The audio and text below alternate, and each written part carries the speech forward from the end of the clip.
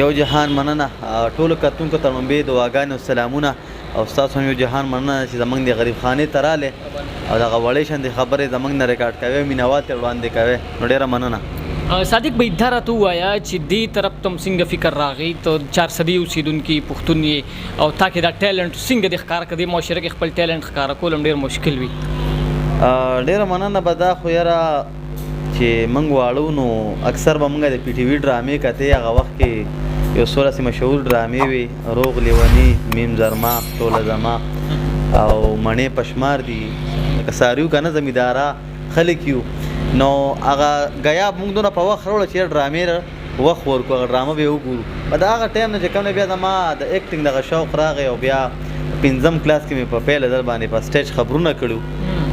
نو بیا 2013 کې مې چې کوم دی د میډیا دغه سټارټ واخیسته د فیسبوک او یوټیوب دی میډیا سایټ چې کوم دی بس جاین کوم موږ هم ورسره رالو نو دغه زما سټارټ و د شوق هغه د پښتو ډرامو نه. صادق بھائی درته ووایي نور څه مصروفیات ورسره لري؟ الحمدلله زما خو ورسره چې کوم مصروفیات ډېر دي خو ښکاره چې کوم دی هغه زه او ما سره چې کوم علي خان دی موږ د پراپرټۍ کار ورسره کوو. جی نو یعنی مطلب د پراپرټۍ کار خو الریډي رب تاسو له پکې خپل روزي درکوي د میډیا نه تاسو فایده ترلاسه کړه؟ یاره الحمدلله یوټیوب چې څونه یوټیوبرز دي دوی ډېر ښکلی انکم ګټي خو دا پرمننټ نه دی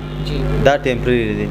څه پته لګي سبا یوټیوب بند سبا چینل بند شو نو په دې بروسه باندې چې کوم څونه یوټیوبر دا وخت مه تېروئ ځان له ورسره چې کوم پارټ ټایم یو جاب شروع کړئ ځکه د یوټیوب د دنیا هېڅ پته نه کېږي چې په پاکستان یې بین کړي بیا به څه کوئ. صادق بھائی ادھر تو وایې دغه دنیا کې کار کوئ نو دې کې مشرانو سره سینیر سره چا سره ملاقاتونه شوي دي؟ زما خو الحمدلله د څونه چې د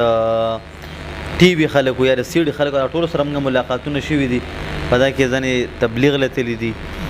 ځنې اوس هم په میډیا باندې کار کوي ځنې چې کوم دی اوس سوشل میډیا ته رالل. د صادق خان د ژوند پوره قصه په خیرخوا نیوز کتی شي وایس آف پاکستان دستور ټي وي 410.